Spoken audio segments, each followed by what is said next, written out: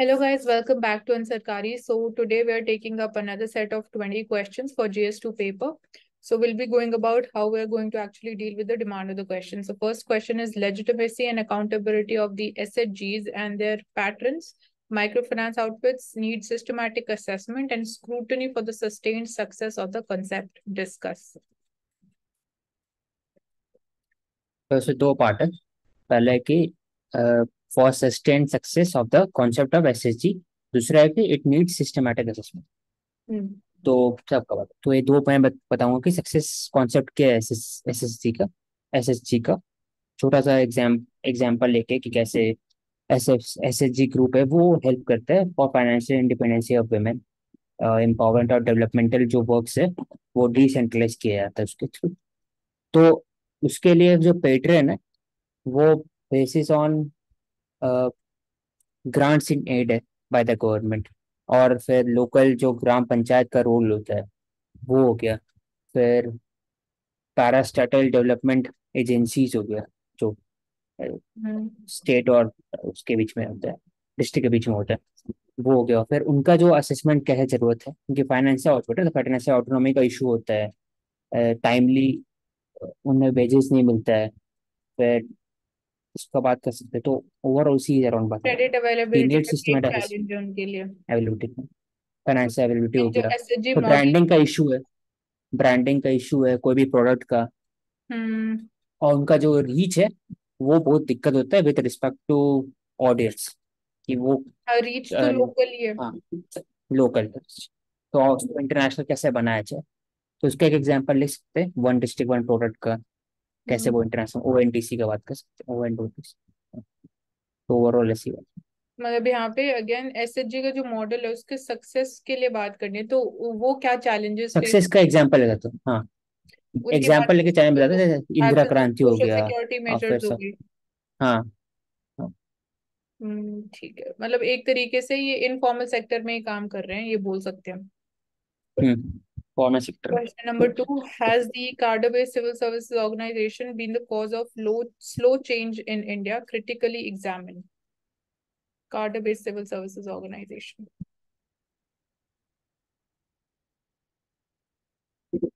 तो cadre based civil service organisation उसका slow change कैसे हो रहा है तो मैं थोड़ा थोड़ा बताऊंगा। मेनली मैं बताऊंगा कि it is not it is not a important reason for slow change वो मैं आर्ग्यू करूँ बेसिकली। ठीक है। लेकिन स्टार्टिंग बताऊंगा कि स्लो चेंज कैसे हो रहा है तो वो कि सन ऑफ सॉइल को प्रेफर किया जाता है।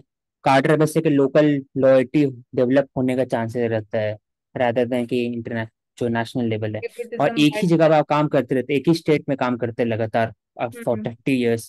तो उससे जो एक्सपर्टीज है जो ओवरऑल व्यू देखना पड़ता है ऊपर से मतलब top down birds eye view hmm. Regarding the India वो कम हो जाता है with respect to regional perspective हो जाता है। तो वो मैं एग्जांपल लूंगा। लेकिन साथ साथ बताऊंगा कि जो कार्डर बेस से क्या फायदा हो रहा है कि आपको जो रीजनल सेंसिटिविटी है वो पता चलता है कार्डर बेस में।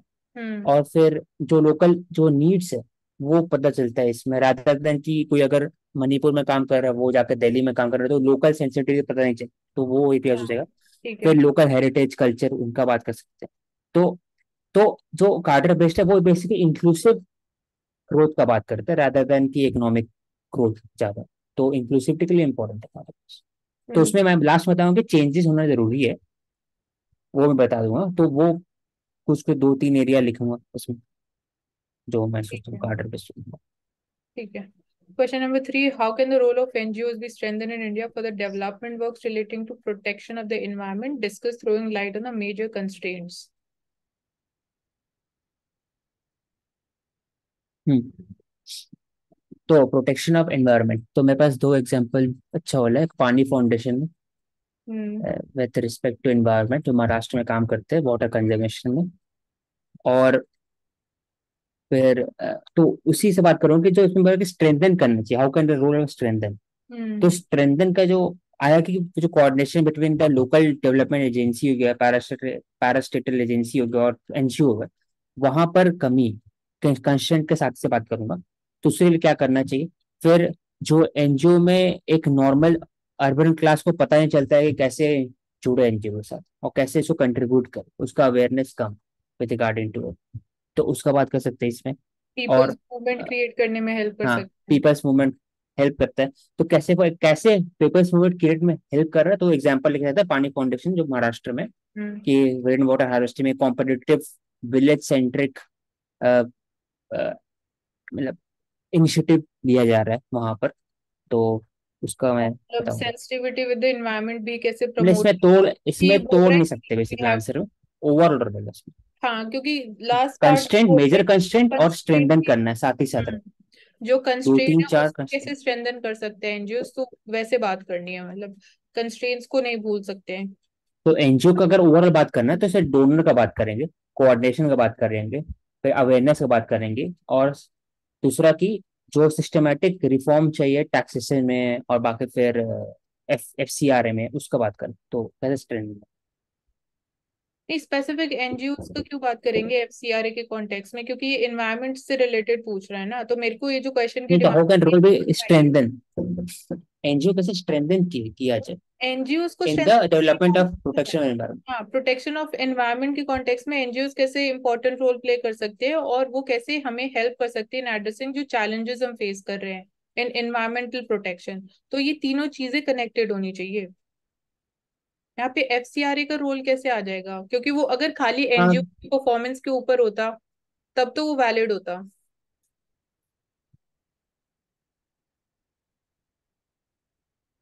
तो ये ठीक है। question number 4. Initially, civil services in India, they were designed to achieve the goals of neutrality and effectiveness, which seems to be lacking in the present context. Do you agree with the view that drastic reforms are required in civil services? Comment. तो अगर मैं overall बात करूंगा तो इसमें drastic reform जरूरत है, मैं उसकी बात करूँ। या हम्म। स्मॉल स्टेटेड रिफॉर्म चाहिए, स्लो स्टेटेड रिफॉर्म। कि ड्रास्टिक रिफॉर्म इसलिए जरूरत नहीं है क्योंकि जो सिविल सर्वेंट है वो वैसे बैकबोन, मतलब जो इंडिया का और एक तरह से एडमिनिस्ट्रेटिव सिस्टम का। तो उसमें बताऊंगा कि लैकिंग विद सेम लैकिंग क्या हो सकता है, तो उसमें पॉलिटिसाइजेशन ऑफ द ब्यूरोक्रेसी, फिर चलता है एटीट्यूड जो ब्यूरोक्रेट एटीट्यूड हो गया वो हो जाएगा इसमें। फिर एरिया ऑफ ट्रांसपेरेंसी का इशू रहता है, अकाउंटेबिलिटी नहीं रहता है अगर आप लॉन्ग टर्म सिक्योरिटी है कोई भी। और फिर इंसेंटिव मैकेनिज्म जो है वो डिफरेंट है, तो उसका बताऊंगा। फिर बताऊंगा कि जो ड्रास्टिक रिफॉर्म, तो ड्रास्टिक रिफॉर्म नहीं चाहिए इसमें, स्लो और स्लो नहीं बोलेंगे, मतलब कि अगर इसमें मतलब ये बोला नहीं जाए। बोलेंगे ड्रास्टिक रिफॉर्म्स चाहिए, हाँ, बट ड्रास्टिक रिफॉर्म नहीं चाहिए, बोलेंगे, हाँ। ये स्लो रिफॉर्म्स रिफॉर्म नहीं, चाहिए, हाँ, हाँ, सिंपल। स्लो नहीं नहीं, तो स्लो वो नहीं हो गई, बोलेंगे। हाँ, ग्रेजुअल रिफॉर्म स्टेडी रिफॉर्म चाहिए बेसिकली, जो ग्रेजुअल रिफॉर्म्स लेके आ लॉन्ग सकती है। टर्म और देख ये हिसाब से रिफॉर्म। फर्स्ट सेंटेंस बोल रहा है कि गोल्स ऑफ न्यूट्रलिटी और इफेक्टिवनेस के कॉन्टेक्स्ट में रेज कर रहा है, तो इसको हाँ, लेके चलना है कि neutrality of civil service officers जो है, न्यूट्रलिटी, हाँ। वो एक दो ऐसे नॉन इंस्टेंसेस पार्टिशनशिप हो ना। गया, आरटीए हो गया, हम्म। अफेक्टिवनेस में आपका अकाउंटेबिलिटी हो गया, ऐसे ये हाँ, टेक्नोलॉजी को ऐसे इफेक्टिवनेस यूज में जो करते हैं। अगेन जो माइक्रो इश्यूज है, जैसे अभी न्यूज़पेपर में ऐसी कुछ केस स्टडीज आती है कि सिविल सर्वेंट्स का कितना इंपॉर्टेंट रोल है, जब बात करते हैं वाटर सप्लाई अवेलेबिलिटी करना या इलेक्ट्रिसिटी सप्लाई करना किसी ऐसे विलेज में, तो वो इफेक्टिवनेस के बारे में हम बात कर सकते हैं। तो अल्टीमेटली हाँ, उन्हीं का इम्पोर्टेंट रोल होता है, तो इफेक्टिव है डेफिनेटली जो वर्क किया जा रहा है। कुछ चैलेंजेस है, बात कर सकते हैं रेड टेपिज्म और ये सब, और जो आपने बोला कि एज यूजुअल अप्रोच वाला जो एटीट्यूड रहता है। तो ड्रास्टिक रिफॉर्म्स तो नहीं रिक्वायर्ड है, बट कुछ रिफॉर्म्स हाँ, लेके भी आ रहे हैं, स्टेडी क्योंकि रिफॉर्म ई चाहिए। गवर्नेंस वाला जो एरिया है वो हाँ, एक पार्ट ऑफ रिफॉर्म्स ही है। Okay, question number 5. What are the methods used by the farmers organizations to influence the policy makers in India, and how effective are these methods?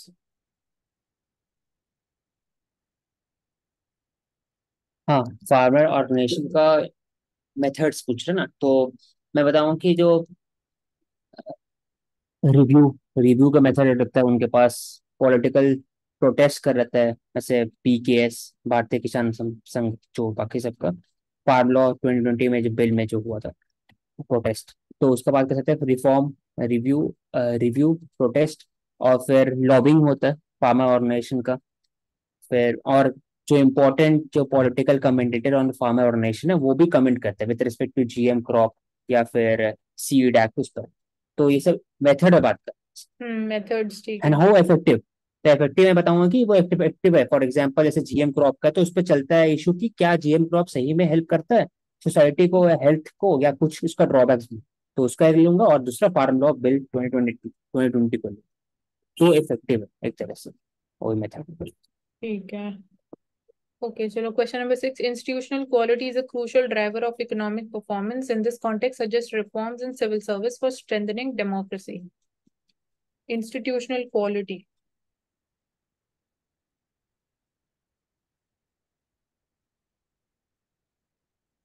हाँ, institutional quality, economic performance. In this context suggest reform in civil service for strengthening democracy. तो institutional quality में मैं बात करूंगा, उसको अगर define करना है कैसे, Hmm. तो मैं बताऊंगा कि बहुत पीपल सेंट्रिक अप्रोच होना चाहिए, बहुत सिंपल वे में समझाना चाहिए कोई भी। हाँ, जैसे कोई भी लॉ होता है या फिर कोई भी रूल्स होता है, वो टेक्निकल होता है, बहुत टफ होता है, लोकल लोग को समझ में नहीं आता है। तो डेमोक्रेसी स्ट्रेंथन करने के लिए वो सिंपल वे में सिटीजन चार्टर में एक्सप्लेन करना चाहिए, जो कि एक आम आदमी समझ जाए in language, local language rather than English और हिंदी। तो वो एक बता कर सकता है। दूसरा बता सकते हैं इसमें कि गवर्नेंस रिट्रेशनल मैकेनिज्म होना चाहिए, ग्रीवांस रिट्रेशनल मैकेनिज्म, जो कहीं कहीं मिसिंग होता है, यूज ऑफ आरटीआई। और इकोनॉमिक परफॉर्मेंस अकाउंटेबिलिटी की बात करें, ट्रांसपेरेंसी का बात कर सकते हैं इसमें। और दूसरा इफेक्टिविटी। तो डिजिटल जो, फैक्टर्स की बात कर सकते हैं, डिजिटाइजेशन। हाँ उसी में ट्रांसपेरेंसी और डेटा को जोड़ लें कब करने में सीधे। और दूसरा बात है कि इकोनॉमिक परफॉर्मेंस बात करते हैं इफेक्टिविटी ऑफ द जो रोल है सिविल सर्विस का, कि कितना वो काम कर रहे हैं, उनका क्या एसीआर रिपोर्ट में वो क्या क्या किए एक साल के अंदर, वो भी अकाउंटेबिलिटी के हिसाब से अंदर आना हाँ। चाहिए कि उन्होंने क्या बनाया। मतलब वाटर हार्वेस्टिंग के लिए कुछ किया उन्होंने, सैनिटेशन के कुछ कुछ तो किया हो, तो हम्म। परफॉर्मेंस के लिए उस पर जोर देना चाहिए। तो मैं तो चार, ठीक। 3 4 areas. Okay. Microfinance as an anti-poverty vaccine is aimed at asset creation and income security of the rural poor in India. Evaluate the role of SHGs in achieving the twin objectives along with empowering women in rural India.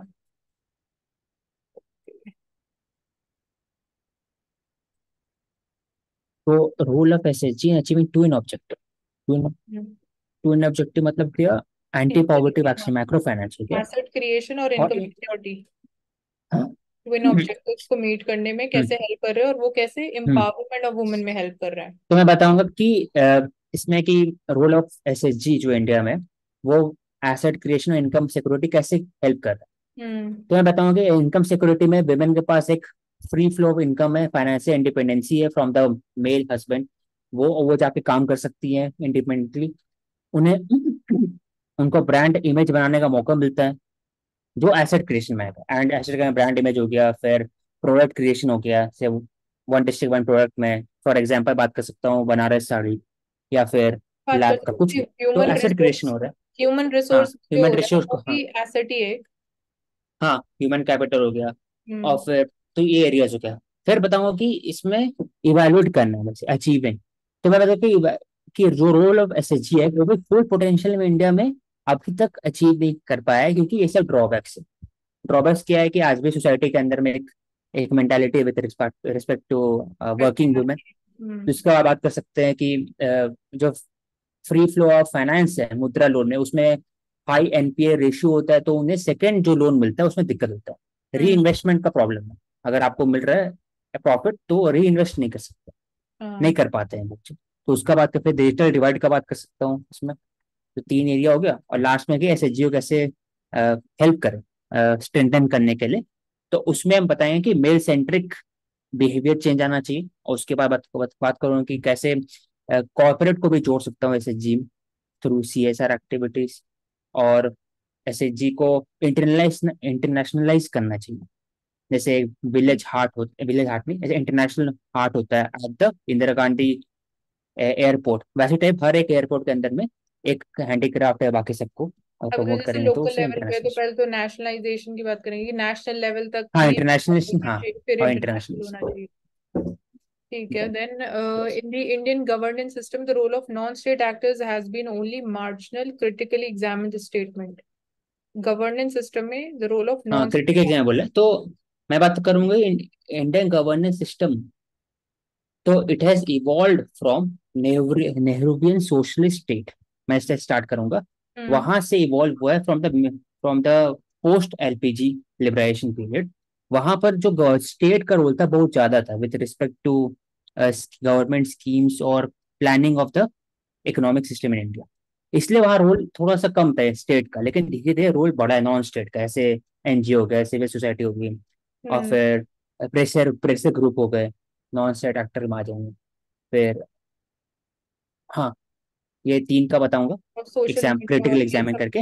और अभी धीरे धीरे minimum government maximum governance का focus किया जा रहा है। हम्म। कैसे? एसएचजी को बढ़ाया जा रहा है। उसके बाद तो बता दूंगा एग्जांपल लेके। फिर सिविल सोसाइटी का रोल बढ़ गया with respect to accountability. EIA जो होता है एनवायरमेंट इम्पैक्ट असेसमेंट, उसमें भी सिविल सोसाइटी का रोल है विद रिस्पेक्ट टू ऑडिटिंग। और फिर दूसरा बात करूंगा, ग्राम पंचायत में भी उनका, नहीं, पैसा में भी उनका रोल है सिविल सोसाइटी का। हम्म। तो ऐसे ही बताऊं तो रोल ऑफ ज्यादा है, एनजीओ का रोल है, फॉर एग्जाम्पल प्रथम का। और फिर with respect to mid day meal, किसका था? अक्षय पात्र, सो हाँ, प्रथम, अक्षय पात्र। अक्षय पात्र का with respect to mid day meal. तो ultimately there is a coordination अभी नॉन स्टेट एक्टर और इंडियन स्टेट का। तो overall development of the country वो लास्ट में ठीक है, हाँ, क्योंकि ये बोल रहे हैं कि उनका जो नॉन स्टेट एक्टर्स का रोल है वो मार्जिनल ओनली है, मार्जिनल। तो वो तो ऐसा नहीं, अगेन पहले थोड़ा सा था, अभी ऐसा नहीं, इंक्रीज हो रहा है। बहुत चेंज हो, और इंक्रीज। इंक्रीज हो रहा है, इफेक्टिव हो रहा है। हम्म। और वो कैसे हो भी रहा है इफेक्टिव, मतलब role of social media increase हो गया, ईज ऑफ एक्सेसिबिलिटी टू हाँ हाँ, इंफॉर्मेशन इंक्रीज हो गया, परचेसिंग पावर बढ़ा है। इंक्रीज और हो जो गया। गवर्नमेंट का जो मेंटालिटी है, जो लोग का मेंटालिटी है विद रिस्पेक्ट टू गवर्नमेंट, कि गवर्नमेंट ही माई बाप है, वो हम्म। चेंज होकर के हाँ, government is a basic supplier of policy, law मतलब एंड ऑर्डर और ये रैशनैलिटी सिस्टम। इंक्रीज हो रही है। रैशनैलिटी बढ़ा, ओके, सीधा। So in respect of India Sri Lanka relation. इसको मतलब तोड़ना पड़ेगा पहले से, हाँ, ये तोड़ना पड़ेगा, टेम्पोरल ये बेसिस पर, सिंपल लग पहले रहा का है अभी का, और उसके हम्म। अंदर हाँ, चार्ट में मतलब एक बने ही सेंटेंस है बट हाँ, इसमें काफी सारे डायमेंशंस ओपन अप हो सकते हैं। ठीक है, इन respect of India Sri Lanka relations discuss how domestic factors influence the foreign policy. हाँ सही है। तो इसमें मैं बताऊं कि इंडियन श्रीलंका जो रिलेशनशिप है वो अ, अब आईआर का है। तो हम्म। इंडिया रिलेशंस जो पहला इसमें लिख सकता हूँ कि वो हिस्टोरिकल है। इंडियन रिलेशनशिप से रिलेशनशिप हिस्टोरिकल है फ्रॉम अशोका पीरियड तो अभी। तो बहुत यूनिवर्सल है वो, रिलीजियस सेंट्रिक भी है, पीपल सेंट्रिक भी है। अब डोमेस्टिक फैक्टर कैसे इन्फ्लुएंस करता है, पहले बताऊंगा कि role of Tamilian in the Sri Lanka. वहाँ हम्म। का जो एक्सपेक्टेड, जो उनका बात करूंगा कि कैसे ह्यूमन राइट्स हो गया, या फिर जो कुछ कुछ प्रोसिक्यूशन होता है तमिल माइनॉरिटीज का, वो भी इम्पैक्ट करता है तमिलनाडु इलेक्शन में, और वैसे ही इम्पैक्ट करता है फॉरेन पॉलिसी। दूसरा हम्म। फिशरमैन, हाँ, जो फिशर। इंडियन फिशरमैन का इशू होता है वो बात करूंगा, डोमेस्टिक फैक्टर। और हाँ, फिर तीसरा बात करूँ, people to people contact on tourism, religious tourism, Buddhism का हो गया, या फिर हिंदुइज्म का, बस ये डोमेस्टिक फैक्टर। तो हाँ, डोमेस्टिक फैक्टर इंडिया का पूछा है, दोनों का पूछा है इसमें। नहीं, डिस्कस फॉरेन हाँ, पॉलिसी। एक और मैं बात कर सकता पहले हूँ तो डोमेस्टिक इंडिया की फैक्टर बात की। करेंगे। जो इंडिया और चाइना का रिलेशनशिप है, हाँ। वो एक तरह से एडवर्सरी है, तो भी फैक्टर प्ले करते हैं विद रिस्पेक्ट टू श्रीलंका, कैसे उसको एक तरह से हेल्प और करे विद चाइना का भी है, हाँ। Respect to aid, economic aid. तो चार एरिया है इसको। हम्म। क्योंकि इसी इसी बात करें, डोमेस्टिक फैक्टर इन्फ्लुएंस हाँ, फॉरेन बस वही पॉलिसी। पूछ रहा है। ठीक है, discuss the political developments in Maldives in the last 2 years, should they be of any cause of concern to India. ये उस समय का था जिस समय सरकार वहाँ चेंज हुआ था, प्रेसिडेंट का कू हुआ था, तो वहाँ 1890 में कुछ। तो हम्म। तो मैं तो अभी बात करूंगा कि पॉलिटिकल डेवलपमेंट क्या मालदीव्स का इन लास्ट 2 ईयर्स। तो हम्म। लास्ट 2 ईयर्स में बात करूंगा कि वहाँ स्टेबिलिटी बढ़ा है विद रिस्पेक्ट टू गवर्नमेंट, जो प्रेसिडेंट का है वहां पर। और जो इंडिया मालदीव रिलेशनशिप है वो एक नया स्टेज में पहुंचा है, जहां पर इंडिया बात करता है सागर का, security of for for all and development of all, growth hmm. For all, वो हो जाएगा। फिर दूसरा हो जाएगा पायरेसी का बात करता है इंडिया, एंटी पायरेसी की बात करता है। तीसरा जो ग्लोबल साउथ, वो भी आ जाएगा इसमें वो टर्म। फिर आ जाएगा क्लाइमेट चेंज और कैसे इम्पैक्ट करता है small development, small developing island nation, SDL कुछ होता है, तो उस पर कैसे इम्पैक्ट करता है मालदीव से, वो आ जाएगा। और फिर इसमें फिर टूरिज्म का, रोल ऑफ चाइना भी आ जाएगा, investments by would there be China. any cause of concern to India? Hmm. तो मैं बात करूँ कि जो पॉलिटिकल कंसर्न है डेवलपमेंट वो कर है रहे हैं। रिगार्डिंग द पॉलिटिकल डेवलपमेंट है, दूसरा चाइना का डेट ट्रैप पॉलिसी है वो बढ़ते आ रहा है, जो स्ट्रिंग ऑफ पर्ल्स थ्योरी, वो एक हम्म। चैलेंज, दो ही चैलेंज। तो कंसर्न। ठीक है, China is using its economic relations and positive trade surpluses tools to develop the potential military power status in Asia in the light of the statement discuss its impact on India as her neighbour. हाँ, तो मैं बताऊंगा कि BRI is the China's economic aid policy, which is to develop the neighboring countries or the countries in the line of the ancient silk route, और उससे China अपना military power status बढ़ा रहा है। तो वैसे ही स्टार्ट करूंगा, फिर बताऊंगा कि impact of India on neighbour. तो फिर तीन चार पांच नेबर्स है, बांग्लादेश, श्रीलंका, नेपाल। म्यांमार, पाकिस्तान, नेपाल, ये हम्म। पांच नेबर हो गए। और पांचों नेबर का जो इम्पैक्ट है इंडिया का, ऐसे जो बांग्लादेश का बात किया जाए तो वहां पर भी इंडिया एक हद तक बैलेंस किया हुआ है वहां पर बांग्लादेश में भी, और एड में काम आ रहा है। श्रीलंका बाद के हम्बन टोटा का इशू आ जाएगा, फिर म्यांमार में पूरा मिलिट्री जनता वहां जो है वो टोटली डिपेंडेंट ऑन चाइना है as hmm. Compare to. Nepal का इशू आ जाएगा वहां पर, जो pro connectivity China projects. Government है, और कनेक्टिविटी और साथ ही साथ इम्पैक्ट कुछ है। तो हम्म। जो इंडिया का लंपेन हो रहा है, और एक और था ना जो बॉर्डर इशू था हम्म। चाहे नेपाल के साथ, तो वो इशू को बात कर सकते हैं। और काला पाकिस्तान में पानी सीपेक इशू तो तो नहीं, इंडियन साइड सीपेक हो का गया था, बात। लेकिन काला पानी इशू शायद आप बोल रहे हो। काला पानी और एक बार लिम्फी हो रहा था, और लिम्फुल लेकर है फिर कुछ। पास, हाँ, उत्तराखंड बॉर्डर हाँ। के पास है। हम्म। तो वो एरियाज हो गया, और फिर चाहे पाकिस्तान में सीपेक। तो सब में इम्पैक्ट हो रहा है, सिक्योरिटी इम्पैक्ट है इंडिया के ऊपर, इंडिया के ऊपर ट्रेड इम्पैक्ट इम्पैक्ट है, हम्म। फिर और जो लोकल इकोनॉमिक जो इशू है वो भी इम्पैक्ट करता है। तो वो सब इम्पैक्ट की बात करें इंडिया का। तो बा- उसे लास्ट में भी लिखूंगा कि इंडिया कैसे काउंटर भी कर रहा है, तो दो लाइन उसका आ जाएगा, जैसे डायमंड नेकलेस थ्योरी, और दूसरा कि इंडिया भी एड बढ़ा रहा है। फॉर एग्जाम्पल श्रीलंका में भी और जो आफ्टर भी द लेटेस्ट इशू भी चल रहा है, क्राइसिस, बॉर्डर इकोनॉमिक इशू जो क्राइसिस। चल रहा है, वो हाँ, भी बॉर्डर इशू। डिसएंगेजमेंट टॉक्स की भी जब हम बात कर रहे हैं, तो वो भी हम सॉल्व नहीं कर पा रहे हैं। और तो लेटेस्ट इसमें इंडो पैसिफिक रीजन की भी बात कर सकते हैं कि वहां पे भी अगेन इंडिया और चाइना ऑपोजिट हाँ, साइड। लेकिन बहुत दूर हो जाएगा, मतलब नेबर का बात किया इसमें, तो थोड़ा रिस्ट्रिक्टेड चाइना करेंगे एज अ इसको। नेबर वो तो रहेगा, लेकिन अगेन जो चाइना की इकोनॉमिक रिलेशन या पॉजिटिव ट्रेड सरप्लस को वो कैसे मिसयूज कर रहे हैं। हाँ ठीक है। हाँ हाँ, ठीक है। ओके चलो, question number 12, increasing interest of India in the Africa has its pros and cons critically examine. हाँ हाँ, पहले बताएंगे कि इसमें कि जो इंडिया का इंटरेस्ट है अफ्रीका में वो बढ़ा है कुछ साल में। ऐसे अभी हाल फिलहाल में अफ्रीकन यूनियन को G20 में शामिल किया गया, हम्म। टुडे, आज ही। हाँ। तो ऐसे ही लिखूंगा, और उसके साथ साथ जो इंडिया का जो रोल है ग्लोबल साउथ का एज अ डी कॉलोनियलिटी और पोस्ट कॉलोनियल वर्ल्ड, वो हम्म। उसमें हेल्प कर रहे हैं अफ्रीकन को in the respect to climate change, energy security, food security, ये सब एरियाज में।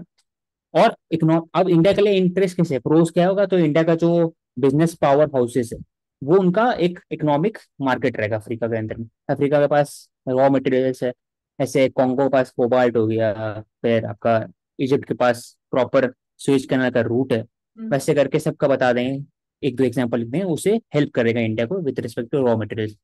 तीसरा बात कर सकते हैं कि जो काउंटर कर सकता है इंडिया चाइना को वहां पर जियो पॉलिटिक एरिया, तो हो गया। और कौन से बताऊंगा कि जो अगर इंडिया का बढ़ है वहां पर इंटरेस्ट, तो हम लोग को देखना चाहिए कि हम लोग एक ऑल्टरनेटिव प्रेजेंट करें with hmm. Respect to China और US। तो हम लोग ऑल्टरनेटिव प्रेजेंट करें ज्यादा देंगे बिकमिंग लाइक चाइना न्यूज, कि उनका जो पॉलिसी डिफरेंट होता है, तो हम्म। कौन से में वो हो जाएगा। और दूसरा बताऊंगा कि माइग्रेशन हो सकता है from Africa to India with respect to education, और उसमें उसमें थोड़ा सा इशू हो सकता है इंडिया इंडियन सोसाइटी के अंदर में, ऐसे नाइजीरियन वाला इशू होता है। हम्म। और मतलब बस यही यहाँ पे दो ये बात बात कर करें। सकते हैं कि इंडिया कौन के में। लिए क्या नेगेटिव हो सकता है अगर हमारा इंटरेस्ट हाँ वही, अफ्रीका में इंक्रीज हो रहा है, तो उस नेगेटिव बात कर सकता हो कि द ग्रेट गेम जो पहले था वो बढ़ सकता है वहाँ हाँ। अफ्रीका में विद हाँ, रिस्पेक्ट टू अफ्रीका में जो increase। बिग पावर जो चाइना यूज से राइवलरी बढ़ सकता है वहां पर। तो इंडिया का बता और सकते। क्रॉस में ये भी आ सकता है कि हमारी बायलेटरल कॉपरेशन बाकी कंट्रीज के साथ और स्ट्रेंथन हो सकती है, जैसे अगर इंडिया और जापान साथ में इन्वेस्ट कर रहे हैं अफ्रीका में, तो वहां पे हेल्प हो सकती है और स्ट्रेंथनिंग आवर रिलेशंस। उसके अलावा कॉन्स में मैं सोच रही हूँ और क्या हो सकता है इम्पोर्टेंट पॉइंट, मतलब यहाँ पे अगेन कंपटीशन ज्यादा इंक्रीज हो रहा है, तो इन्वेस्टमेंट्स के लिए भी अगेन अग्रीमेंट किसके साथ, कौन सी कंट्री के साथ ज्यादा होगा, तो वो भी एक अगेन ससेप्टेबिलिटी वाला पॉइंट ही है फ्यूचर में। सो ओवर रिलायंस हमारे प्रोजेक्ट्स का अगेन अफ्रीका में इतना ज्यादा नहीं होना चाहिए इन्वेस्टमेंट्स का, या जो भी डील्स वगैरह हैं, तो वो भी अगेन हाँ, हम दूसरा एक बताते हैं, देखो बात कर डाइवर्सिटी सकते हैं जो सोच। याद है। हम्म। अफ्रीका में कोई गवर्नमेंट है, स्टेबल नहीं है, हम्म। इंस्टेबिलिटी है गवर्नमेंट का, तो हो सकता है प्रोजेक्ट डूब जाए, एनपीए बढ़ जाए, तो वो एक चैलेंजेस है चैलेंज हो सकता है, हाँ। इंडिया। हाँ, ठीक है। So, question 13, Indian diaspora has an important role to play in Southeast Asian countries' economy and society. Appraise the role of Indian diaspora in Southeast Asia in this context. South east Asia, Vietnam, Myanmar, Cambodia, Asian का बात कर रहे हैं इसमें। तो मैं हम्म। बताऊं कि जो साउथ ईस्ट एशियन का इकोनॉमी या सोसाइटी है, उसमें इंडियन डायस्पोरा कैसे। तो पहला है कि जो बिजनेस कम्युनिटी है सिंगापुर में या फिर वियतनाम में, वो उनका बहुत रोल इम्पोर्टेंट है वहाँ के लोकल इकोनॉमी और कल्चर पर। दूसरा कि जो कल्चर हेरिटेज है वो भी हेल्प करता है preserving the culture heritage. For example Bali community जो वहाँ पर है, मतलब बाली कम्युनिटी इंडोनेशिया, या फिर कंबोडिया में जो बिग टेम्पल्स है उनको हेल्प करता है फॉर द कल्चर हेरिटेज। तो और हाँ, उससे तो कि इंडिया का जो इंडियन डायस्पोरा है वो कैसे हेल्प करते हैं, रोल ऑफ इंडियन डायस्पोरा। हाँ, उसी का नाम वही बता रहा हूँ, सोसाइटी का हो गया, इकोनॉमिक का हो गया, और फिर जो इंडो पैसिफिक। हाँ, दो और बताऊंगा कि इंडिया एशियन समिट है, उसमें भी जो इंडियन बिजनेसमैन है और जो साउथ एशियन बिजनेसमैन है, उनको हेल्प मिलता है with respect to more greater integration of the economies और trade and commerce between the countries और एशियन ब्लॉक। दूसरा कि इंडो पैसिफिक में जो रिलेशन चेंज हो रहे हैं विद रिस्पेक्ट टू इंडिया और एशियन कंट्री, वो उसमें भी हेल्प किया है साउथ ईस्ट एशियन। और इंडिया का जो कल्चर पावर है वो हेल्प कर रहा है वो हेल्प करते हैं बढ़ाने में। फॉर एग्जाम्पल बॉलीवुड हो गया, या फिर सॉन्ग्स हो गया, और फिर क्यूजिन हो गया, Indian cuisine in the Singapore और वियतनाम, बाकी सब रीजन। टूरिज्म पावर की बात कर सकते थाईलैंड में और बाकी। तो हाँ, टूरिज्म नाम याद नहीं इम्पोर्टेंट। आ रहा है सर। अभी हाल फिलहाल प्राइम मिनिस्टर बने हैं सिंगापुर के, तमिलियन प्राइम मिनिस्टर, हम्म। उनका नाम लिखूंगा। ठीक है, 14th question, India's relations with Israel have of late acquired a depth and diversity which cannot be rolled back. Discuss. हम्म। तो इंडिया का जो रिलेशनशिप है इसराइल के साथ, वो अब मूव फॉरवर्ड ही करेगा हम्म। Rather than rolling. तो कैसे मूव फॉरवर्ड करते हैं, क्योंकि हर एक एरिया में रिलेशनशिप है। ऐसे एक I2U2 होता है, उससे मैं स्टार्ट करूंगा। कैसे वो एक तरह से क्वाड बनाना चाह रहे हैं इन द वेस्टर्न एशिया। हम्म। और क्वाड नहीं है, एक तरह से वो रिलेशनशिप है ऑन इकोनॉमिक और ट्रेडिंग और क्रिटिकल इंफ्रास्ट्रक्चर का बात कर सकता हूँ यहाँ पर। डिफेंस का बात कर सकता हूँ, आयरन डोम का बात कर सकता हूँ, कैसे हेल्प करेगा एग्रीकल्चर, प्रिसीजन एग्रीकल्चर, इरिगेशन का बात कर सकते हो, वन ड्रॉप मोर क्रॉप बोला ले। और फिर रिलेशनशिप में काउंटर टेररिज्म का बात कर सकते हो, डी इसमें हाइफिनेशन काउंटर की टेररिज्म बात हो कर गया। सकते हो कि इवन जो फॉरेन विजिट्स रहती है वो भी डी हाइफिनेशन अगेन, इसराइल को हाँ, separate dehyphenation of Israel and Palestine. Pakistan, Israel and Palestine, तो उसका बात, हम्म। पैलेस्टीन का बात कर सकते हो। और फिर एरियाज हो गया। हाँ, हाइफा पोर्ट इंडिया को जो मिला है अभी हाल फिलहाल, तो उससे पूरा मेडिटेरेनियन रीजन में एक हेल्प मिलेगा। दूसरा कि इंडिया जो इजिप्ट के साथ रिलेशनशिप पड़ा है, तो हम्म। उसे स्वेज कनाल, और अभी जो बात हो रहा है अभी हो जाएगा 2-3 दिन में, वो है कि ट्रेन, जो ट्रेन रेलवेज है वो खुलेगा यूएई, सऊदी अरेबिया, इसराइल। तो हम्म। उससे एक तरह से ट्रेडिंग इंटीग्रेशन ऑफ इकोनॉमीज होगा, अरेबियन कंट्री, अरेबियन सी से लेकर के वेस्टर्न एशिया। तो ये एरियाज में डेप्थ हुआ है और डाइवर्सिटी हुआ है on various issues rather than only defence. Agriculture भी है इसमें, टेक्नोलॉजी भी है, सब स्पेस हम्म। भी है, सब सब। ठीक है। So next question is, the long sustained image of India as a leader of the oppressed and marginalized nations has disappeared on account of its newfound role in the emerging global order. Elaborate. तो मैं यहाँ पे disappoint बोला है, तो वो गलत है क्वेश्चन। तो मैं इसमें काउंटर ही बोलूंगा बेसिकली, इलेबोरेट बोला तब भी कि जो इंडिया का जो रोल है वो ट्रांसफॉर्म हुआ है। पहले हम्म। नाम था, एंड ऑनलाइन मूवमेंट था, उसमें डिफरेंस था कि दो ग्लोबल पावर थे, यूएसएसआर एंड यूएसए। तो इंडिया का रोल था बैलेंस करना with the third world countries, बाकी हम्म। सब। अभी जो इंडिया का रोल है वो बेसिकली मल्टीपोलैरिटी पर है, कि India presents its as a alternative power with respect to China and USA. कि उनका जो डेट ट्रैप पॉलिसी नहीं होता है, इंडिया बात करता है डी की बात करता है, इंडिया बात करता है ग्लोबल साउथ का। तो हाँ। एरिया से बात करूँ कि कहाँ कहाँ पर ऐसे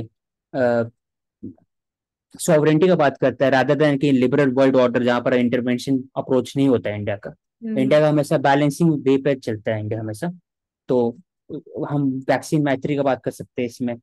वैक्सीन मैत्री हो गया, फिर फूड सिक्योरिटी डब्ल्यूटीओ में, क्लाइमेट चेंज, और फिर क्लाइमेट फाइनेंस की बात करेंगे हम। इकोनॉमिक एड का बात कर सकते हैं। हाँ, इकोनॉमिक एड नाइजीरिया को भी दिया है $12 बिलियन का जो लोन।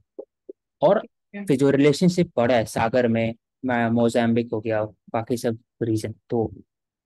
तो ऑपरेशन मार्जिनल नेशन, तो हाँ अफ्रीकन यूनियन को बनाया गया है G20 में। इंडिया हमेशा बात करता है अफ्रीकन यूनियन का, हमेशा इंडिया बात करता है पैसिफिक आइलैंड का, बात करते हैं, कोई बात ही नहीं करते उनका, तो इंडिया उनको ही बात करता है। तो ओवरऑल इंडिया का जो रोल है वो मल्टी पोलैरिटी पे फोकस ज्यादा है, रादर देन की नॉन लैंड में, हम्म। डिफरेंट अप्रोच में पहले से। हाँ, जैसे कि तो मैं बोला ट्रांसफॉर्म हो गया रोल।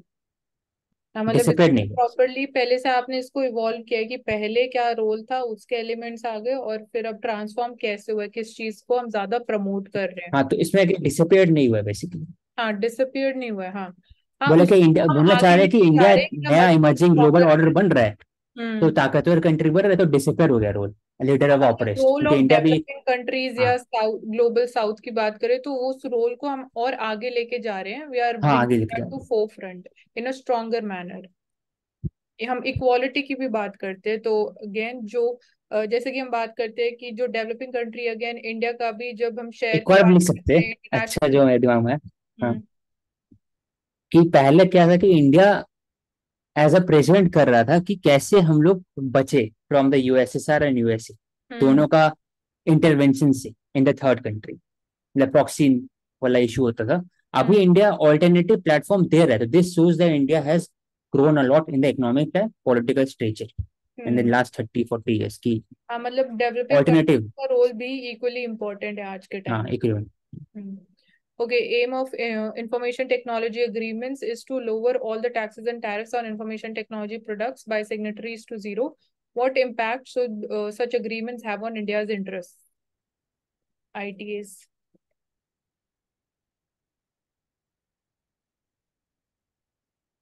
हाँ, तो इसे नहीं पता है मेरे को ऐसे, तो मैं लेकिन इसमें डिराइव करूंगा इसमें। तो पहला सच क्वेश्चन है। अब इसमें बता रहे हैं कि सिग्नेटरीज टू जीरो यहाँ पर हो जाता है, तो इम्पैक्ट क्या हो सकता है इंडिया इंटरेस्ट को। तो इंडिया इंटरेस्ट है कि मैक्सिमम एक्सपोर्ट करना आईटी सेक्टर का $250 बिलियन है। तो वो इम्पैक्ट हो सकता है ऑन टैक्स कलेक्शन, इंडिया का जो रेवेन्यू का जो इशू है। दूसरा, कि जो इंडियन आईटी सेक्टर है वो हर जगह वो प्रमोट कर सकते हैं और अच्छे And तरीके जो से। तो foreign इंडिया का जो आईटी पावर है वो से जो हेल्प करेगा, competition। कल्चर और soft power, soft diplomacy India का। तो उसका बात कर सकते हैं कि आईटी, और डेटा लोकलाइजेशन और डेटा सॉवरेंटी का बात कर सकते हैं इसमें, वो भी इम्पैक्ट हो सकता है। हम्म। और फिर साइबर सिक्योरिटी का बात कर सकते हैं इसमें। बस ये तीन चार बात। हाँ, ठीक है। What are the aims and objectives of the Meg Bridge Commission of the UNESCO? What is India's position on these? इसमें ज्यादा आईटी नहीं है। इतना हम्म। पता है यूनेस्को है क्या, यूनेस्को प्रोटेक्ट करता है, मतलब यूनेस्को क्या चाहता है कि वो बस बताऊंगा इसमें कि वही कल्चर हेरिटेज इकोनॉमिक जो हेरिटेज है उस पर बात करता है। और फिर इंडिया का जो पोजीशन है कि आप जो हेरिटेज बात करते हैं वो डेवलपिंग कंट्रीज और डेवलप कंट्री के बीच में जो डिफरेंसेस है वो खत्म हो। और फिर अ, जो ग्लोबल साउथ है उनका भी वॉइस ज्यादा होना चाहिए यूनेस्को में, और डेवलप कंट्रीज है उनको भी जो वो देते हैं कंट्रीब्यूशन देते हैं उनको बढ़ाना चाहिए। ऐसे यूएस ने एग्जिट कर दिया था यूनेस्को को, हम्म। तो वो नहीं होना चाहिए, इंडिया का पोजीशन वही। तो ठीक है फिर। What are the key areas of reform the WTO has to survive in the present context of the trade war, especially keeping in mind the interest of India? Key हाँ, areas of reform in तो WTO. हाँ, की area for reform चाहिए अगर WTO को survive करना है तो पहला रिफॉर्म जो डब्ल्यूटीओ चाहिए, साउथ और नॉर्थ का डिवीजन है बहुत ज्यादा है। यूएस के पास वोटिंग पावर ज्यादा है एज कम्पेयर टू बाकी सब कंट्रीज में। हम्म। तो एक monopoly of the west WTO में, तो वो ब्रेक होना चाहिए। तो इंडिया ग्लोबल साउथ की बात करेगा तो उसका एक एरिया होगा। दूसरा एरिया है कि जो ट्रेड डिस्प्यूट मैकेनिज्म है वहां पर, उसमें भी स्टाफ का इश्यू है। और जो लीडर्स है जो बैठते हैं ट्रेड, वो भी खाली है, सीट सीट खाली है बेसिकली, हाँ, मतलब ज्यादा अपॉइंट एडिशन ऑफ सीट नहीं हुआ है वहाँ पर, यूएसए अपॉइंटमेंट नहीं। हाँ, हाँ, यूएसए वर्ड ब्लॉक अपॉइंट, कर रखा है तो। अपॉइंटमेंट बहुत कम। हाँ, यूएसए ब्लॉक करके रखा है। हम्म। तीसरा जो बात कर सकते हैं कि डब्ल्यूटीओ रिकंसिलिएशन और आर्बिट्रेशन में फोकस ज्यादा करना चाहिए रादर देन कि अ, उस पे इसमें ये पूछा जजमेंट पे। कॉन्टेक्स्ट ऑफ ट्रेड वॉर कैसे डब्ल्यूटीओ में ट्रेड और वॉर, रिफॉर्म्स किए क्योंकि जा चाइना और यूएस का ट्रेड वॉर हो रहा था ना 2018 विद रिस्पेक्ट टू स्टील का, फिर हम्म। बाकी सब एग्री प्रोडक्ट। तो उस पर पूछा कि इंडिया का इंटरेस्ट क्या है, तो इंडिया का इंटरेस्ट है कि कैसे सेफ गार्ड करना अपना। हाँ, हम्म। एक और बात कर सकते हैं इसमें सब्सिडी के हिसाब से। जो एम्बर कंट्रीज जो के बॉक्स है लिए। सब्सिडीज, हम्म। 5% और 10% है। 5% जो इंडिया का 10% है, तो वो उसमें इंडिया को हमेशा मिलता रहता है। तो वहां पर पीस क्लॉज का बात कर सकते हैं कि कैसे वहां पर भी सिक्योरिटी का होना चाहिए, फूड सिक्योरिटी की बात करनी चाहिए विद रिगार्डिंग टू फूडिंग और सप्लाई चेन। तो तीन एरियाज हो गया, फूड सिक्योरिटी, डिस्प्यूट रिजॉल्वमेंट और ग्लोबल नॉर्थ साउथ डिवाइड। ये तीन इंडिया का इंटरेस्ट। ट्रेड वॉर मेरे हिसाब से और कोई और पॉइंट ट्रेड वॉर के कॉन्टेक्स्ट में क्या रिफॉर्म्स कर सकते हैं? यूएस चाइना अगेन इस ट्रेड वॉर को स्टॉप करने के लिए कैसे डब्ल्यूटीओ में रिफॉर्म्स किए जा सकते हैं डिस्प्यूट सेटलमेंट मैकेनिज्म के अंदर ही, वो बात कर सकते हैं। क्योंकि ऐसे तो ट्रेड वॉर फिर चलता ही जाएगा, उसका कोई एंड ही नहीं है। हाँ, ठीक है, okay. Critically examine the role of WHO in providing global health security during the कोविड-19 पैंडेमिक। तो ग्लोबल हेल्थ सिक्योरिटी डब्ल्यूएचओ का इम्पोर्टेंट रोल रहा है पांच 3-4 एरियाज में। ऐसे पहले रिव्यू करता है कोई भी कहाँ से पैंडेमिक एपिडेमिक आया है, रिव्यू करता है। उसके बाद फिर वो मॉनिटर करता है उसका ग्रोथ और कैसे हेल्प करता है with respect to advising the country regarding lockdown और बाकी सब। और हम्म। चौथा रहा है कि जो भी जो कंट्रीज के बीच में जो डिफरेंसेस है विद रिस्पेक्ट टू लॉकडाउन या फिर वैक्सीन डिप्लोमेसी, उसको रिड्यूस करता है। उसको एक तरह से कंसिलिएशन में बात करते हैं डब्ल्यूएचओ। हम्म। और फिर लास्ट में कि वो पॉलिसी में चेंजेस लाता है फ्री कि अवेलेबिलिटी ऑफ आने वाले समय में वैक्सीन कैसे भी। कर्व कर सके। लेकिन यहाँ पर क्रिटिकल एग्जाम बोला, तो मैं हाँ। बताऊं कि ये तो एरियाज है, लेकिन कहाँ का इशू है, तो फाइनेंस का इशू है डब्ल्यूएचओ में। हम्म। चाइना का जो इन्फ्लुएंस है वो बढ़ा है, उसके कारण कि ओपेसिटी का दिखा कुछ कुछ एरिया में। जैसे जनवरी में बोला गया डब्ल्यूएचओ के द्वारा कि ह्यूमन टू ह्यूमन ट्रांसमिशन है ही नहीं कोविड में, हम्म। लेकिन बाद में हुआ। तो वहां पर जो इशू है, दूसरा बात कर सकते हैं कि डब्ल्यूएचओ में रोल ऑफ डोनर्स, कि WHO is based on donor agencies. तो हम्म। उनका जो आइडियोलॉजी, उनका जो एक वेस्टेड इंटरेस्ट होता है, वो भी कभी कभी डिसीजन मेकिंग में हाँ, पॉलिटिकल हार्म इंटरफेरेंस। करता है। पॉलिटिकल इंटरफेरेंस ज्यादा रहता है, तो उसका बात कर। हाँ, ये सब हो गया पॉलिटिकल एग्जाम में। कोविड-19 के केस में ये भी बात कर सकते हैं कि प्राइसिंग ऑफ वैक्सीन के ऊपर भी पूरा डिबेट चला था कि फ्री हाँ, अवेलेबिलिटी ऑफ वैक्सीन होनी चाहिए। तो उसमें भी ग्लोबल हेल्थ कोडिंग भी चल रहा सिक्योरिटी। था डेवलप कंट्रीज का हम्म। लास्ट में। Quad Trade is for bilateral security dialogue performance. transforming itself into trade bloc from military alliance in present times. तो क्वाड बताएंगे कि इकोनॉमिक कोऑपरेशन है between the countries, like countries का नाम हो गया। और हम्म। फिर इंडो पैसिफिक का डॉक्ट्रिन का बात कर, इंडो पैसिफिक डॉक्ट्रिन हो गया। और फिर एशियन कंट्री एंड क्वाड, उसका बात कर सकते हैं। अब और फिर ट्रेड में अगर ट्रेडिंग ब्लॉक मिलिट्री अलायंस नहीं है, it security is not forming. नहीं, फ्रॉम हाँ, मिलिट्री इनटू अ ट्रेड, हाँ ट्रेड बॉन्ड, हाँ ठीक है। इट इज ट्रेड ब्लॉक ही बोलेंगे इसमें, मिलिट्री अलायंस नहीं है क्वाड। तो मतलब उस पर बहुत ज्यादा इनिशियली बात जो नहीं आइडिया करें। था वो इट इवॉल्व इज हो गया with it is time. Basically countering economic aid of the chain.